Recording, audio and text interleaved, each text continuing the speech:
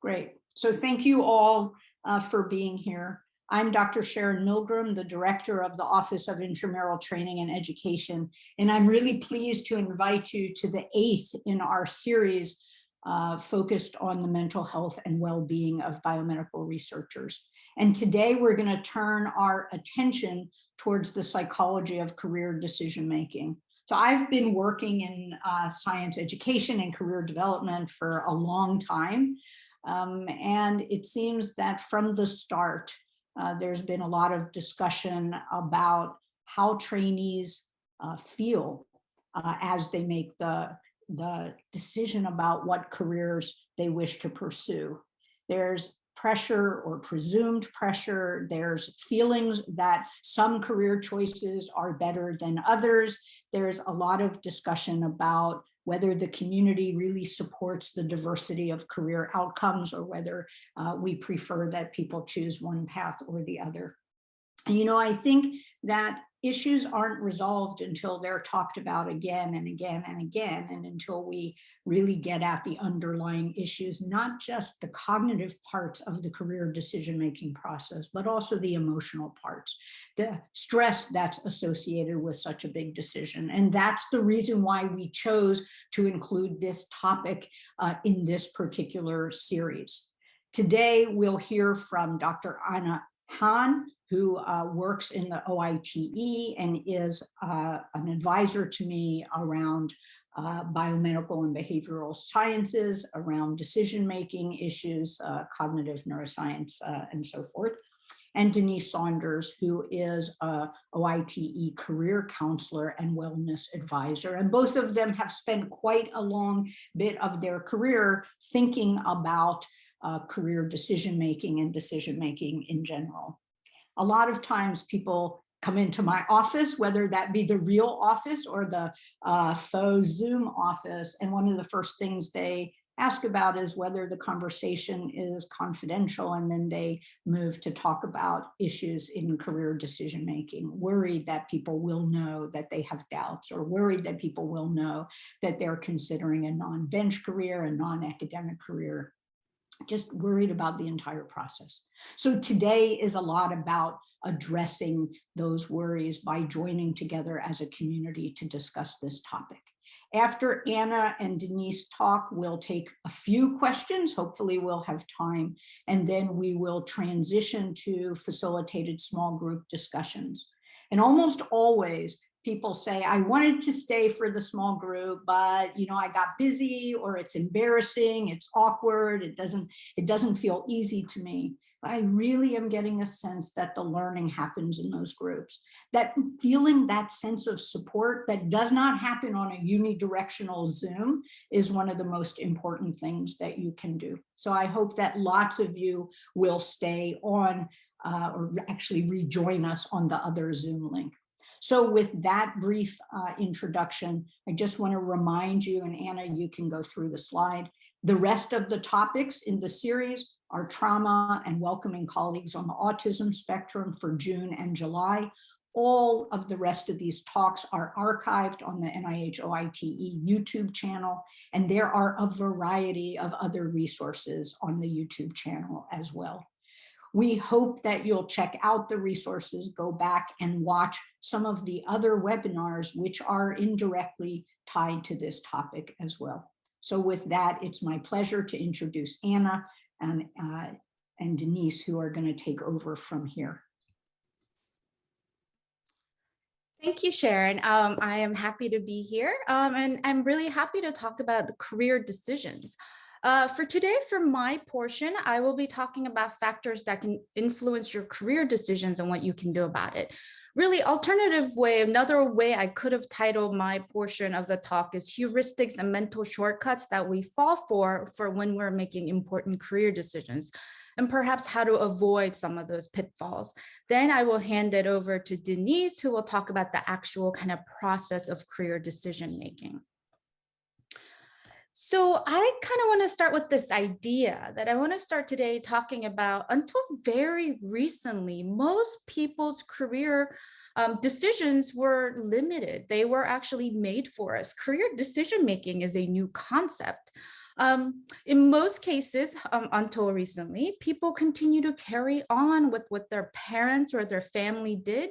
And a lot of that was even further pre-described or predetermined and dictated by your race, gender, and socioeconomic class, right? So for most of us, historically, we wouldn't have had the choice that we do now. But as we know, as the change in culture and advances in society, that's no longer the case. And this kind of career decision-making is a relatively new decision-making. And now we know that this term, the world is your oyster, when it comes to career decision-making, right, you have the opportunity to do anything you want. We are no longer limited by predetermined career path. Most of us are taught that we can do and pursue anything we want, meaning that we could pick whatever career we want, limited only by your interest and your talents. Now, this opens up a whole array of career options that were not available to people before. And this leads to a really interesting effect called paradox of choice, which I'm going to talk about in a little bit. But before you move on, I do want to emphasize that when it comes to career decision-making, the world is your oyster. It's crucially important that you explore your options, all the career kind of opportunities out there, and be open-minded at first. I want to emphasize this, it's very important. You have to be open-minded at first. You must get to know what you like and what you don't like, what interests you and does not interest you, and even find out where your talents and your skill sets are at. But however, once you've done that, you have to quickly narrow down your choices. You can't leave all the opportunities open. And I will talk about the why in a second, because otherwise we will really suffer from what's known as a paradox of choice or a choice overload. So again, leave your options, right? Explore your options. But once you've kind of narrowed down what you like or where your talent's at, you've got to kind of narrow down those choices pretty quickly. So most people, in terms of paradox choice, most people think more choice is better, right? That's kind of layman's term. We think, oh, more choice is better. But research shows that that's actually not true. We have harder time choosing from a very large set of options, and that leads to what's known as choice overload. And choice overload is just having too many choices. You just have too many choices, you're overloaded. So then what ends up happening is that you suffer from anxiety, self-doubt, dissatisfaction, and somewhat of demotivation. Kind of quickly to illustrate this study, many of you have heard of the really, really famous jam study. So the researchers set up a table at a supermarket. They had 24 display of 24 jams versus 6 jams. Turns out when you display 24 jams, they attracted more shoppers, right? People are more willing to kind of look. But because they were overwhelmed by choice, only 3% of the shoppers bought the jam. And when they did, they were actually much more dissatisfied with their choices. Versus those only had 6 choices, 30% bought them, and they were much happier, higher satisfaction with limited choice of jams. Right. By the way, neat thing, this is also true for online dating. They're finding out, right, with the kind of online dating, the number of choices, you're kind of also choice overloaded. But what does this all mean in terms of career decision making? Well, choice overload leads to decision paralysis. There are too many decisions, you're overwhelmed. And when you're overwhelmed and faced with choice overload, you do one of 2 things. Number one, don't make any decisions. So you defer making decisions. So you do nothing. And that means you can think about it in terms of career decision making is that you, for example, stay in school a few more years. Let's just extend my schooling. Let me extend my fellowship, right? Just so that you are where you are and not have to make a decision. The second option people take if they're overloaded with choice is to just go with whatever is the default. So what's the default? If you are in academia, you may just follow the traditional academic track without questioning it, right? So you go to get your PhD, you do your postdoc, and you only apply for tenure track academic positions because that's the traditional academic route. But when you do that, there's another paradox that comes out of all of this. More complex and important the decision, the greater choice overload, right? Because this is an important decision to you. What career do you decide on? And turns out the more choice, you have higher expectations, right? So because you have so many options, you feel that in those kind of array of options, you feel really confident that somewhere in that bunch, there must be something that's perfect for you, right? So that sets up a higher expectation, which often leads to disappointment. Another irony of all of this is that in a more difficult or important task, what people do is they adopt strategies to simplify the task. This is so overwhelming, I must simplify it. And how people do that is often use heuristics. And right, in career decisions, you probably want to avoid using mental shortcuts and heuristics. So all of this combined at the end of the day kind of harms your well-being and may contribute to some depression and anxiety. So again, how do we overcome this? I'm going to talk about this a little bit later and how to overcome it. But just to summarize, right, as I said before, explore your options early and widely, right? So taste all 24 jams, but quickly narrow down to 6 jams, the ones you like, ones you think are okay. And then from there, we'll talk about how to make better choices, right? So how are career decisions made? If you ask most people, how do you think people make their career choices or their decisions? A lot of people say it's a function of ability and interest. But I would like to urge you to think a little bit beyond that. And let me give you an example. This is a word cloud from recent Take Your Child to Work Day at NIH. It was actually done at OITE. The group was mostly elementary and middle school students. So, and we asked them questions. What are some careers you want to explore? And you see the word cloud, you see all the careers the kids kind of chose. You see your normal kind of kids, what we call traditional kids list, right? Music, dance, soccer player, right? But you also see probably some careers that you may not have thought about or known about in elementary school. So for example, you see public policy analyst, you see biomedicine, and you see epidemiologist. And I use this as an example because I'm pretty sure I didn't know what an epidemiologist was till in college. So we have elementary and middle school kids who already know the option of being an epidemiologist, right? So that means clearly there is an impact of exposure in people's career decisions, right? So it's not just your ability and interest, but what are you exposed to? Beyond that, actually, I want to say it's all of these.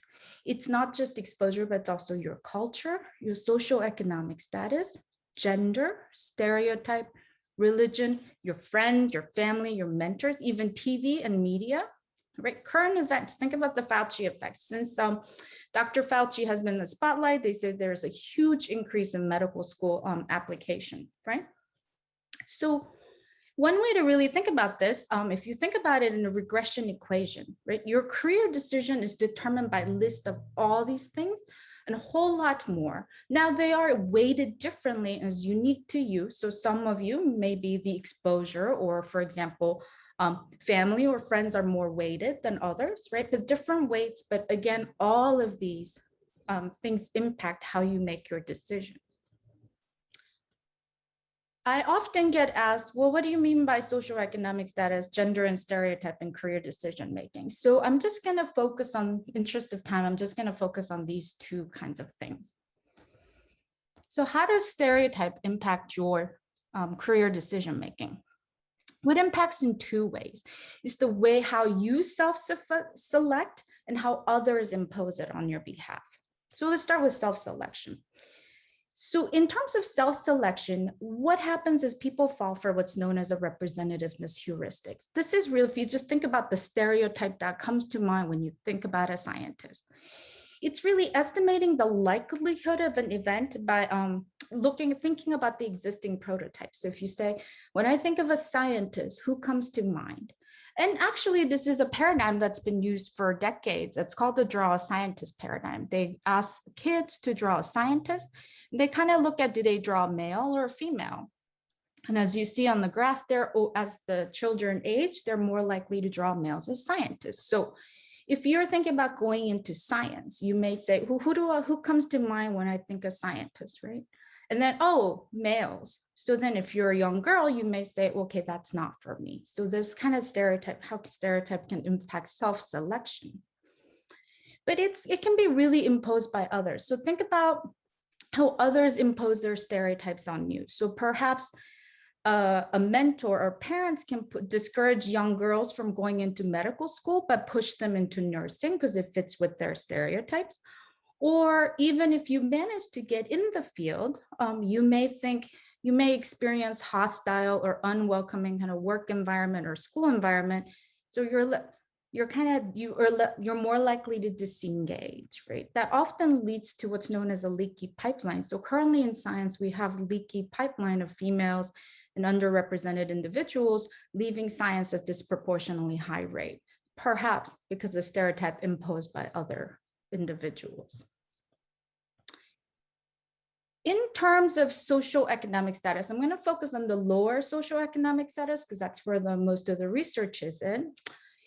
People talk about what's called career choice privilege. It's actually a privilege to have a career choice. So individuals from lower socioeconomic status have to weigh aspirational versus realistic careers.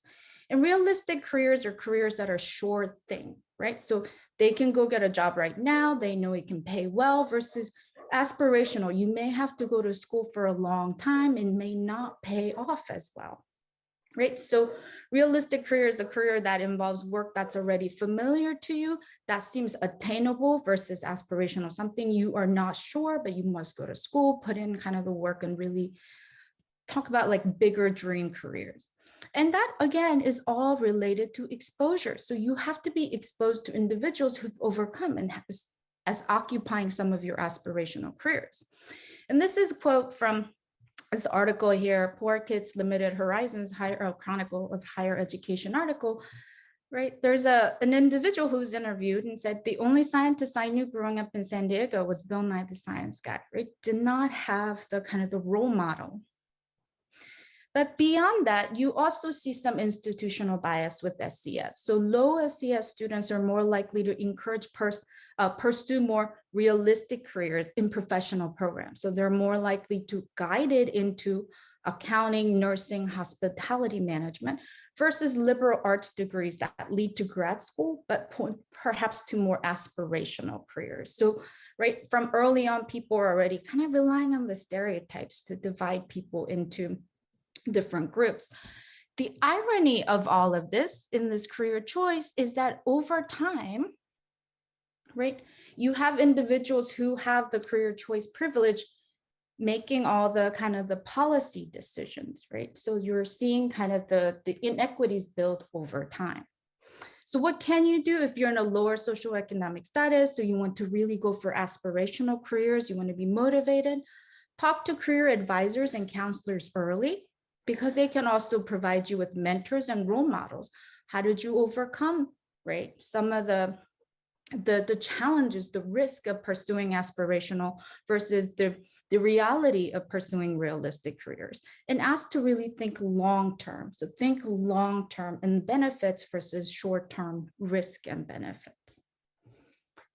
So in the next section, I'm going to talk about how you can overcome some of these heuristics and make better decisions and when it comes to career decision making.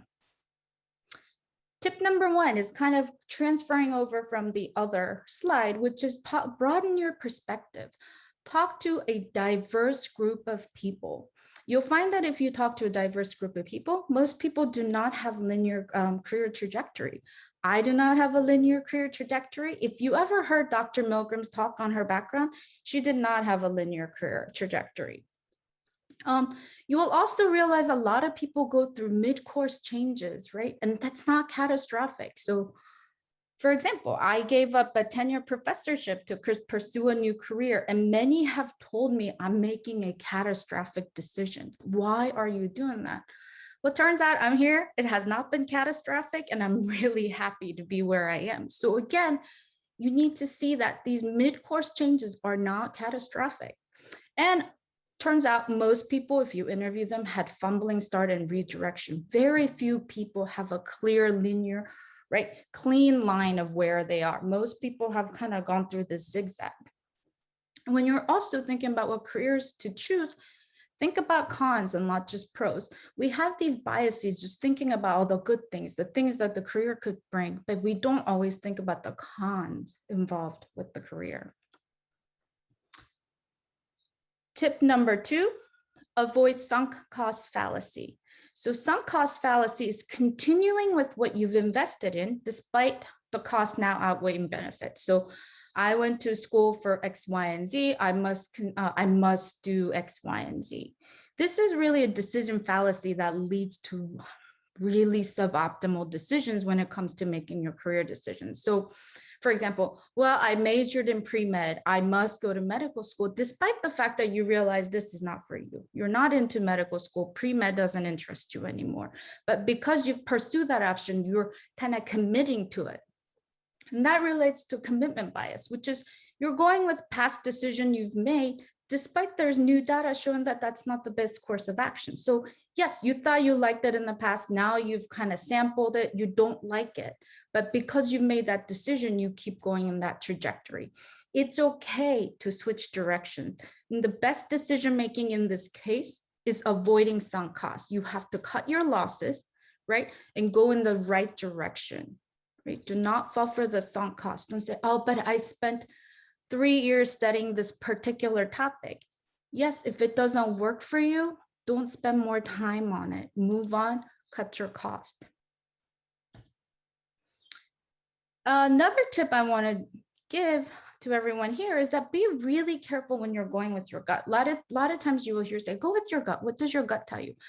That could be good later down the road once you have all the data and you've narrowed down your choices. But if you haven't, going with your gut can really be influenced by various non-relevant extraneous factors. So there's researchers who've showed that your life satisfaction changes is determined by something as trivial as the weather outside. You're a lot more satisfied with your life when it's sunny out than when it's rainy out. Same thing happens to your career decisions if you rely too much on your gut. So the advice is to think holistic, think kind of the big picture, think seeing the forest for the tree versus heartfelt. This is how I feel right now, right? Think kind of a bigger picture. How do I feel overall? And one way to really help with that process is to journal. If you journal frequently, it updates your data over time. You can see your thought process and how your data is getting updated and incorporated, and it can cut through the variability. Well, today you might not be feeling so great about this, but tomorrow you feel great about it, and it kind of gives you the overall baseline. And again, that makes you less susceptible to heuristics and biases. So, and tip number 4, and this is carrying over from paradox of choice earlier, be a satisficer. So there are 2 types of individuals when we're trying to make a decision. You have maximizers. These are people who need to find the best option available. They research everything. They have to make sure that they have all the choices, right? And then they evaluate all the alternatives, and they must pick the best option. Satisficers are on the other end, who are people who are looking for something that meets their requirement. It's good enough, and they select what's good enough. Turns out satisficers are much happier, and they experience less regret. Let me give you this quick study. They interviewed 548 college students, seniors looking for a job, and they actually tracked who got what job. What they find is that maximizers tended to land better jobs, not more jobs, just a little bit better jobs. And the way they define better jobs is a little bit higher salary. So the maximizers landed a slightly higher salary, about 7K more. But turns out the maximizers felt worse about their jobs. They were more pessimistic, stressed, tired, anxious, worried, overwhelmed by a whole host of factors. It's because the maximizers fixate on unrealized options. To where like, I could have landed a better job if I went for X, Y, and Z. So, and they also rely on more external source of information. So the recommendation, Barry Schwartz and others really recommend that you try to become a satisficer. Satisficers are happier. They accept options that meet your goals and requirements without worry about where it's best. So it has to meet the threshold. It's not settling. You're meeting the threshold, but it meets most of your goals versus it is the best, right? So it is good to be a satisfied person. Okay, so as I wrap up my section of the talk, I briefly want to kind of talk about regret and advice on regret, if you may.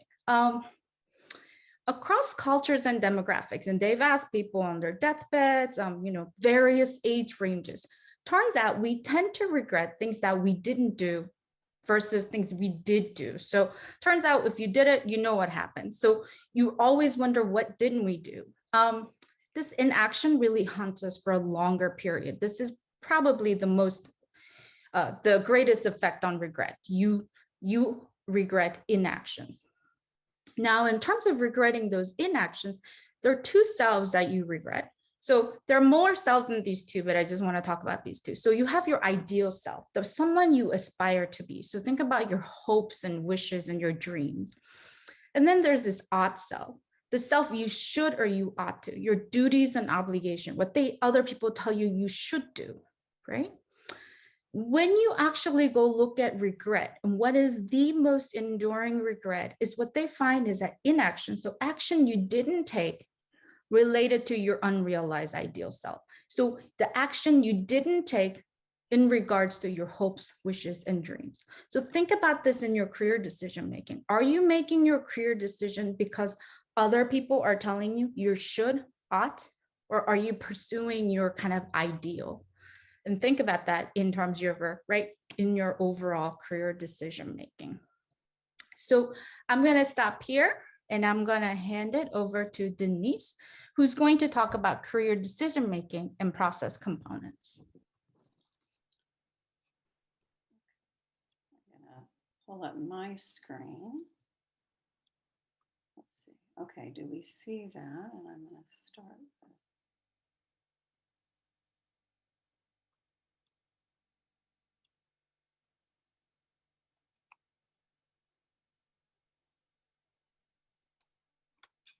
Okay, can everybody see the slide? We can see the slide.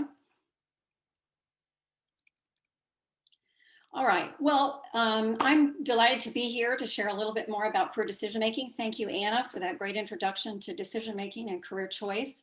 I'm going to be focusing a bit more on the process and talking a little bit about what's involved in that and some of the factors that influence that process for us. So I think it's helpful to start by having sort of a shared understanding of what is career decision making. You know, we can think about it as a process. It has a beginning and an end, but it's a long course. It usually involves a series of decisions. It isn't one isolated choice. A career is not a one-time decision. It's decisions that we make, small, medium, and large, over the course of a lifetime. So this is an ongoing process for us throughout our lives. It involves some level of uncertainty or risk. You know, we can't know what the future holds with certainty. So it helps us to recognize that, yeah, it maybe feels a little uncomfortable, that there's some element of risk here, but recognizing that and having a sense of acknowledgement and accepting that really helps us to kind of move forward in the process. It requires a significant amount of knowledge, both about ourselves and about our options. And it involves both a knowing, lots of things that you need to know, as well as doing process. There are things that you need to do in the process. We need to have awareness, that level of self-awareness, to know what our thoughts and cognitions are and how they're impacting the process as well as our emotions. And I think it's relevant to consider that we're often making the heavier, bigger choices about our career choices and our career lives when they're accompanied with other life transitions. You know, whether that's the transition from high school to college, or college to maybe graduate or professional school, or some research opportunity. If you're in a postdoctoral experience, what are your occupations? And, you know, sometimes we're dealing with dual career issues and career issues with partners and other family members. That increases the level of stress that we're dealing with in our lives, and will also increase the amount of stress that we need to consider when we're making these career choices. We've all had this shared experience of the pandemic now over nearly 14 months as we've been experiencing this, and it has had some really significant impacts on the career decision process. You know, the fact that we've had this sort of ongoing uncertainty and change and disruption in our lives and in the world around us, impacts how we see our choices going forward. We don't really know all that's going to happen with the work environment and with the science research community. We can anticipate that, but we don't know with any level of certainty. We've experienced long-term chronic stress, which has left us with some negative emotions, maybe about ourselves, about opportunities, about optimism and options in our futures. It's also been kind of heavy. This whole experience has felt really heavy and burdensome, and that's fatiguing. And because of that, we may experience a level of reduced motivation and desire to really engage in this process of career decision making. It's possible that there have been periods where we really felt overwhelmed with all that's going on and how we need to consider things maybe a little bit differently for our futures. And that can lead to deficits in executive functioning. It might also lead to increases in avoidance behavior, whether it's streaming or gaming or use of alcohol or food. There are lots of ways that we avoid and numb, and all ways of just moving away from something that feels harder. Sometimes decision making can feel hard. It can feel like a difficult task, and we just default to those things that are easy. The fatigue of all the decisions that we've been made and sort of constantly evaluating, do I need to wear a mask here? Do I not? Can I talk to these people? How far is 6 feet? Is it safe to go here? Are all decisions that have led to this tremendous amount of fatigue and can lead to poor decision-making in our lives, but also in terms of our career decision-making or impulsivity and avoidance in the decision-making process. With all of this comes increased complexity of life, and that too can lead us questioning a little bit about our own capabilities. There's a construct in career decision-making called career decision-making readiness. And I think it's helpful for us to talk a little bit about that today because it's useful in understanding kind of where you're at in terms of your readiness to engage in this process. And these two factors, complexity and capability, are really viewed on continuums, but I'm going to explain those a little bit to us. Complexity has to do with those external factors that impact our abilities to solve problems and make decisions. They can include things like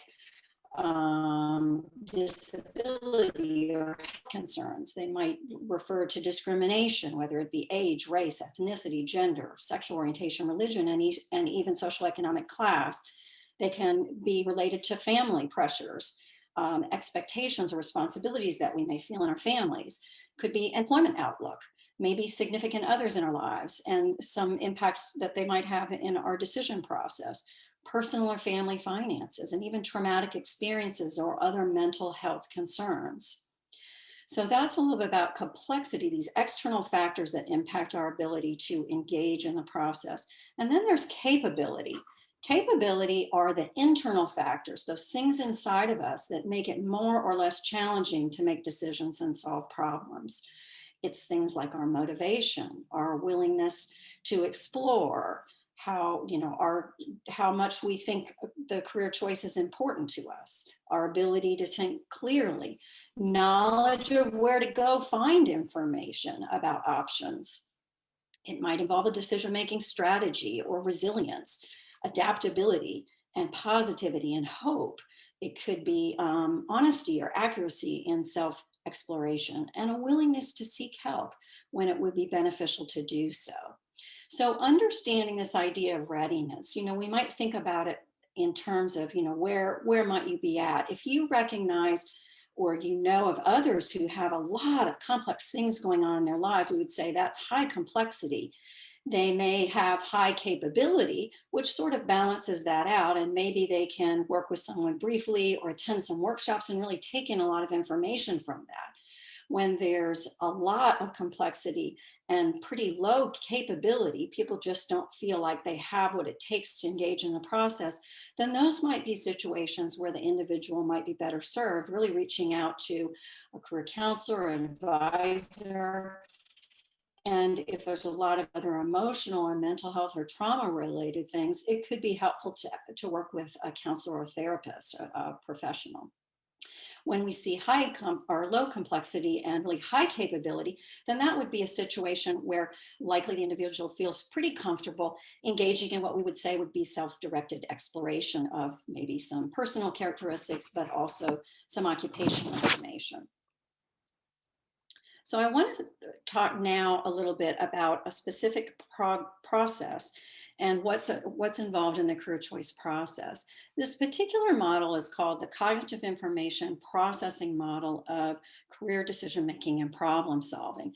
And it's illustrated here in terms of the figure that you see here. And we have several different domains, so I want to talk just a bit about those. This is all the elements that are the part of knowing in the career choice process and what we need to know in order to be able to effectively engage in the decision-making process. There are aspects at the bottom here of this figure. We need to know a lot about ourselves. We need to know who we are as individuals. We need to understand some key characteristics in career development and career problem solving, our values, our interests, and our skills. We also need to know a lot about our own personal needs. Those could be financial or geographical or familial. There may be health-related kinds of things. Any of that plays a part in this, as well as other personality characteristics and traits.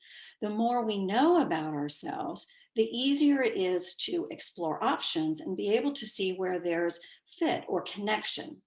So when we think about options in the knowledge domain, we're talking about, and remember, people make decisions at different points in their lives. So options knowledge is going to change depending on what kind of decision they may be making. So it could be information and knowledge that's specific to occupations of interest or educational or training opportunities. If you're preparing for the job market, it could be about specific employment opportunities. It might help you to know more about the whole world of work and how that's organized. Any of that information pertains to options knowledge. And it's really having sufficient information in both of those areas that allows us to see where there would be good fit and connection. The middle part of this figure, the decision-making skills domain, is really referring to the skills that are necessary to engage in good, effective, informed decision-making. And I'm going to share that and go into a bit more detail about that on the next screen. The top of the pyramid is the executive processing domain. And much like executive functioning, this is about how we process at that level. And it's really where our thoughts, our cognitions are playing into this process. It's the metacognitions, the thinking about ourselves as career decision makers, that self-talk, that self-awareness. And all of that, sometimes it's, most of the time, in fact, it's pretty positive. It's affirming. It helps to build us up. We think positively about our options and about ourselves, but sometimes it can be a bit more negative or self-critical. Either way, it has a top-down effect. It can impact how accurately and honestly you see information about yourself, your interests and so forth. It can also impact how effectively and easily you can access information about options. And that kind of thinking, both positive and negative, also has an impact on how we engage in the decision-making process. So it's important that we have self-awareness about our thoughts and emotions, but also that we either have or we develop the ability to monitor and control that. So if we recognize, wow, I'm engaged in a lot of negative thinking, or there's some imposter fears that I'm experiencing about my role in the scientific community that are impacting my ability to think clearly about this process, that you can sort of monitor and control that. This next slide is the guide to good decision making. And this is really that part of the doing process, the doing of the process of career decision making. This is a cycle of decision making. And if you can see my cursor here, we start out recognizing that we need to make a choice. So some form of communication occurs. Sometimes there's a deadline that we face. my funding's ending, I need to make a choice, or, you know, the postdoc is coming to an end. I've got to figure out what I'm going to do. That's a deadline driven kind of thing that speaks to us. And we know, wow, I've got a problem. I got to find what my next steps are. It could also be that there's some sort of internal communication that occurs. We may be feeling really stressed. You know, if you've heard of people who have job burnout, that's an example of an internal form of communication that a choice needs to be made, or there's a potential problem. It could be that you're feeling really anxious about your situation and you haven't taken action, but you really need to take some action on that. Either way, when we recognize that we need to make a choice, we're then moving to this place in this cycle where we are analyzing information about ourselves, about our options, about the decision making and how we engage in that, what kind of decision makers we are, and about our thinking related to the process. As we're analyzing information, we then can move to a point at why we're either expanding. You know, sometimes people are very focused on one possibility or one career choice option, and it helps to expand that a little bit. Other times people are sort of all over the place and they have a hard time kind of narrowing in. So depending on where the individual is, you can either be expanding or narrowing those choice options. And, you know, as individuals in the research scientists who are training in those areas and who have backgrounds and expertise in that, you've gained tremendous skill and expertise in analysis and synthesis, which can help you in this process. It could also lead to maybe too much time spent in the analysis portion of this cycle, spending too much time with this desire of, you know, it's like it's never enough. I can't know enough. And when do I know that that's going to be enough? So pay attention to that. If you've done your homework, if you've gotten a lot of information and you're still questioning that, that might be a good time to reach out to check in with a professional or a trusted advisor. Like, what do you think? How am I doing here? Because we don't want you to be analyzing for such a long period of time that you become kind of paralyzed in the process and just really stuck and stalled. Once you have expanded and narrowed those options, synthesizing that information, then you move to the valuing phase of this cycle where you're prioritizing the options that you're considering. And while doing that, you want to consider the impact of the choice on yourself as an individual decision maker, on significant others in your life, and even on your communities and the culture in which your community is. And as you do that, then you will be able to come closer to taking that choice, executing a choice, and implementing your first choice. Anytime we make a choice, it's always a good idea to cycle back around to the communication phase and to recognize that we made a good, informed choice. I do not believe that we make poor choices. Having said that, it is also important to be aware that you can only make choices based on the best information that you have available to you at this time. So that if I'm making choices today, I can only make choices based on what I know about myself and about the world around me and the options that I'm qualified for on this day. I cannot know what the future holds. This getting back to the communication phase is also an opportunity for us to further examine what new information we may have gained both about ourselves and about our options, so that we can incorporate that as we move forward and likely then are mini cycling through this process in the future. So clarifying self-knowledge, which is a key to that knowledge domain that we talked about on the what's involved in career choice slide, involves clarifying. And, you know, a lot of us know a lot about our interests and we think we know our values and we kind of have a sense for what we're good at, where our strengths and weaknesses are and what skills we have. But it might not be a bad idea to re-clarify that. And there are ways to do that. You can engage in various forms of self-assessment. Some of those are objective, and I'm going to share a little bit about some objective tools that you might have access to. And then there are subjective ways of getting at some of that same information. There are self-assessment inventories. I've listed a few of those here. The strong interest inventory is a very widely used interest inventory, as is the self-directed search. Both are sort of based, the strong a little bit more loosely based on John Holland's theory of the world of work and career development. And it uses this schema that's called the RIASEC schema. that understands the world of work.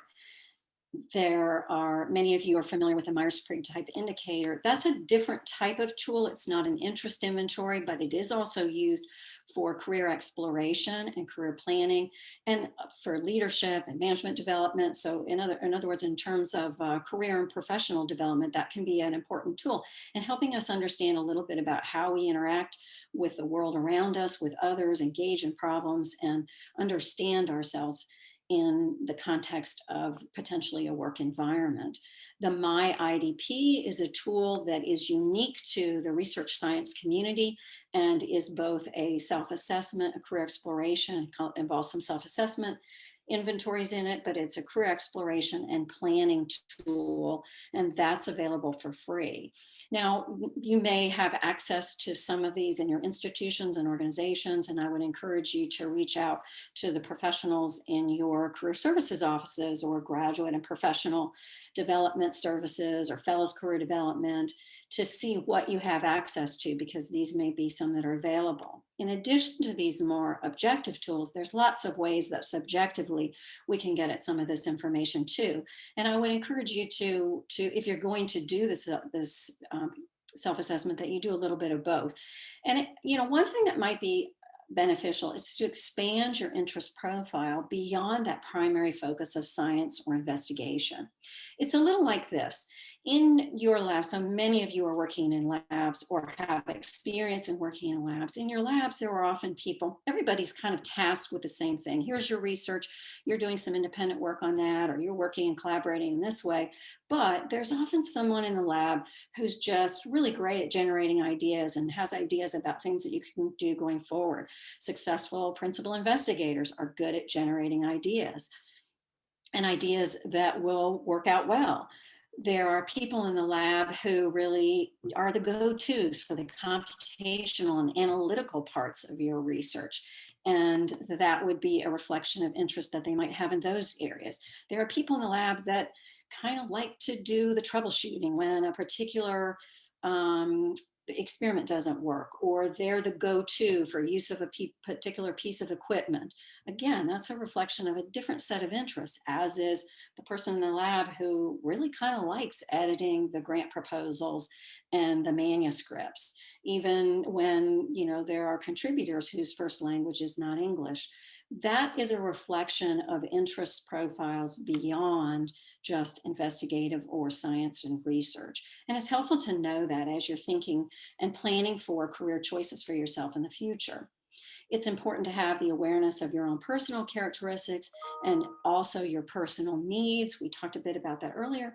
And the clarification of your values and priorities, I think, is really critical, especially during late adolescence, young adulthood, and many of individuals in the research community are already they're in their adult life. They're in their mid-20s to early 30s, and it's important that we recognize our values and priorities kind of shift and change. And we want to be assessing that over the course of our lifetimes, or when we're engaging in important career decisions, so that we can ensure that the decisions that we make are consistent with our values and priorities, both our personal ones and work-related values. That will allow us to ensure that we're living a values-laden life. And we know that when we do that, we are actually likely to be happier in our work and also feeling more satisfied with the work that we're engaged in. Clarifying options knowledge is you want to be researching occupations or programs of interest. Again, this is dependent on the choice that you're faced with, but those are some things that might be involved in that process. It could include research via information interviewing, and that's where you're scheduling really an interview and you have a series of questions that you want to ask them about what they do, and it's people that you're talking to who are in areas or are working in areas of interest to yourself, and you're just trying to find out more about what that would be like. What's a typical day like? How much money can I make? What's your background? How'd you get there? Other things like attending networking events or even career fairs and symposiums are excellent opportunities to learn about various options that may be open to you. If you're in a decision process where you're trying to figure out graduate school and where to study and who to study with, maybe you're exploring mentors or principal investigators and who you want to work with and what type of research might be something of interest to you. Also, if you're on the job market looking for occupations, you're assessing fit with responsibilities, duties, and tasks, what all are required in those situations, and investigating how you might fit with the institution and organizational culture. And then if you have the luxury of considering a few options, maybe you want to weigh out, sort of what are the benefits packages and salary? How can they help me? What sort of professional development or growth opportunities might be available? All of that would be important in understanding and knowing, depending on what the choice is that you're trying to make. Potential challenges and obstacles. As hard as we try and we engage in this process, we do need to recognize that there will be times when we're going to be challenged with things that may be unforeseeable. And there may be certain things about ourselves or our experiences or external factors that lead to kind of obstacles. They may be perceived by us as obstacles. Things like worry and fear, a fear of making, for example, the wrong choice. I have to make the perfect choice. And there's overemphasis on the choice so that we become paralyzed and unable to take action on anything. It could be that our level of tolerance for ambiguity and uncertainty is pretty low. So we stay stuck. We don't know how to move forward. We don't know how to increase our tolerance for that and ability to accept that uncertainty in the process. Could be indecision or more chronic undecidedness, which again is sort of this, I don't know where to begin. I don't know where to start. I can't trust that I know how to do this. There might be a sense of perfectionism. There's high expectations. This is a very high achieving community, the scientific research community. And sometimes there are tendencies toward perfectionism. And I'm not suggesting that you reduce your standards and not do good, hard work. But if perfectionism is getting in the way, then that might be something that needs to be examined and ensure that you aren't shooting for perfection. There actually is no such thing. There will be many opportunities to engage in good decisions and find good fit, but probably not, you're not going to find a perfect choice. And when we find ourselves in this sort of pursuit of perfection, we often avoid and procrastinate. It's the other end of that. There are tendencies sometimes to overanalyze information, or we may be caught in this analysis paralysis stage where we're overanalyzing both ourselves and our options. There may be concerns about family issues or relational concerns with a spouse or partner, financial concerns, or even geographic concerns that make this process a bit harder. Individuals may be facing bias, discrimination, and racism, again, that might be harder to overcome, and other mental health issues that could serve as challenges in the process. I have this slide on the mental health, looking at mental health and career, because this whole series we've been talking about mental health within the biological and biomedical community. And I don't want to get into a lot of that. I certainly refer you back. I want you to, if you haven't seen our other talks, please do check those out on the YouTube channel. But just in terms of career decision-making and mental health, it's actually a growing body of research about that. And, some specific things that we see in career decision-making. For example, if individuals are feeling more depressed and lower mood, they may feel less interested and, kind of not energetic or motivated to engage in the process. We actually see, in terms of interest profiles or assessment profiles, pretty flat or undifferentiated profiles. In other words, individuals can't accurately see themselves or the occupations and options that may be open to them. If there's a lot of worry or anxiety, there may be a tendency to misinterpret the information that they're looking at, or an inability to access or effectively utilize and integrate the information that they're coming in contact with. And so, if you're spending a lot of time getting information, but you don't feel like you're getting anywhere, it might be time to say, hey, what's going on here? Why am I not feeling more confident and comfortable kind of moving forward and engaging in the doing of the choice process? There may be some executive functioning concerns that could lead to reduced problem solving or undeveloped decision making, or an inability, again, to engage fully in the process. And, you know, we've talked a lot about cognitive distortions, and I shared with you on the what's involved with choice process, that the thinking is kind of at the top of all of this. So if we're engaged in negative career thinking, or thinking irrationally about ourselves, or there are imposter fears that are influencing and impacting our career choice, it may be time to have some self-awareness of that, work at reframing or re-challenging those. As hard as we try, there may be situations, and likely will be situations, when our plans are altered. And it's helpful if we can develop some skill in accepting disappointment. Altered plans may be things like dreams that are unrealized. You wanted to go to medical school, and after, it's a very competitive process. After a couple of cycles through, you decide, you know, it's that sunk cost. You decide, you know, I've invested a lot of finances, personal resources, emotional energy, and logistical space and time and energy to this. I just need to kind of move on. But there may be a lot of shame and guilt associated with that, particularly if that was a shared dream that other important people in your life shared. It may be a situation where you had always envisioned yourself becoming a principal investigator, and for whatever reason, choices that you've made or circumstances led to maybe the not having the competitive the CV that you were hoping to have to be able to be effective and successful in obtaining one of those kinds of positions. That may seem like a disappointment, but it's also an opportunity for you to engage in altered plans or changing your plans. So when this happens, there are things that we may be feeling. We might feel a lot of that shame and guilt. We could be feeling a lot of sadness and loss, and that's not unnatural or unexpected, that we might feel a lot of grief and sadness in the process. There may be a lot of anger and frustration and blame that we turn outward. We may be blaming our mentors. We could be blaming systemic things. We could be blaming, you know, the institution or our faculty or our mentors or the job market. There are lots of things that we can blame externally. We sometimes turn that internally, and we are self-critical with ourselves, and we engage in a lot of self-doubt. That kind of emotion is not necessarily helpful to us going forward. So what can we do about that? We can work at shifting our thinking to being more flexible and adaptable. In fact, employers are consistently saying that they're looking for those skills, flexibility and adaptability.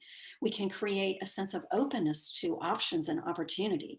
When we go through our career lives and our career journey, kind of with blinders on, like this is one end goal, and that's, I'm singularly focused on that, we have a hard time recognizing that there might be numerous wonderful opportunities along the way. And it's important that we are ongoing building our resilience, so that when we do encounter disappointment, we can draw on that to help build us back up.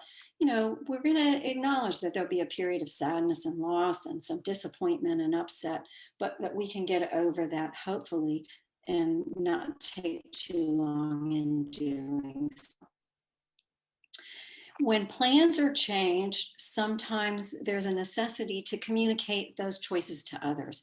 And I hear from trainees, often, and individuals in the scientific research community, that sometimes feels really uncomfortable to tell people who are invested in you that you've made a different choice.